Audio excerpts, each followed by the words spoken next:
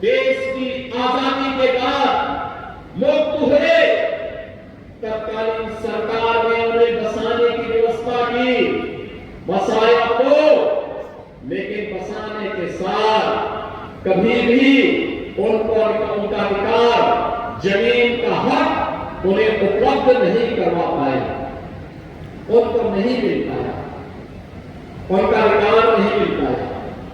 याद करिए कितनी लंबी यात्रा, और वे लोग जिन्होंने देश की आजादी में योगदान दिया, याद करिए जिन्होंने देश की आजादी में योगदान दिया, वे लोग आजाद भारत में अपने अधिकार से वंचित थे। जिन्होंने देश की आजादी में अपना योगदान दिया, लेकिन स्वतंत्र भारत में उनको अधिकार से वंचित कर दिया गया। थारू समाज 1976 में इन गांवों में उनको जमीन देने की बात कही गई थी, 1976 में, लेकिन कभी अपने जमीन पर अधिकार नहीं प्राप्त कर पाए, उन्हें स्वामित्व नहीं मिला। 1955 में पूर्वी उत्तर प्रदेश से आए हुए इन स्वाधीनता संग्राम सेनानियों को भी अधिकार नहीं प्राप्त हो पाया, उनका मालिकाना अधिकार नहीं प्राप्त हो पाया। याद करिए 70 साल और 50 साल की इस यात्रा को याद करिए।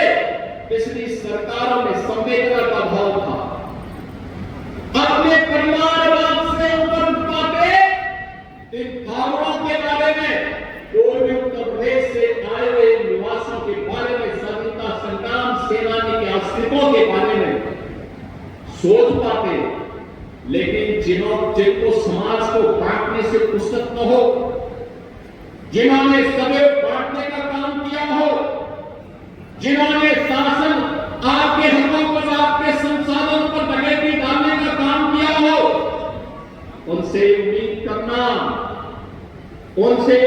करना कि वे आपको आपका अधिकार दिलाएंगे, कभी नहीं दिलाते, कभी नहीं दिलाते। आपकी पहचान को वे समाप्त करने के लिए और उठे। याद करिए आपका अधिकार तो नहीं मिल पाया, लेकिन आपके सामने, आपके नौजवानों के सामने पहचान का संकट जरूर खड़ा किए थे, उनके सामने पहचान का संकट खड़ा किए थे।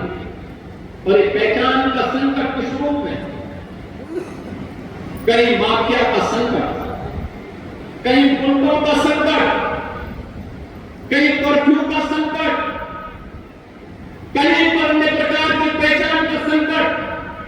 लेकिन आज मैं गौरव के साथ कह सकता हूं, जिस जमीन पर आपका कब्जा, जहां पर आप खेती जोते हैं, जहां पर फसल लहराती है, जिस जमीन पर आपने सपने बोए थे, आज उस सपने को आकार देने के लिए डबल इंजन की सरकार आपके साथ खड़ी होकर के आपको बहुत अधिकार देने के लिए आपके बीच आई है। और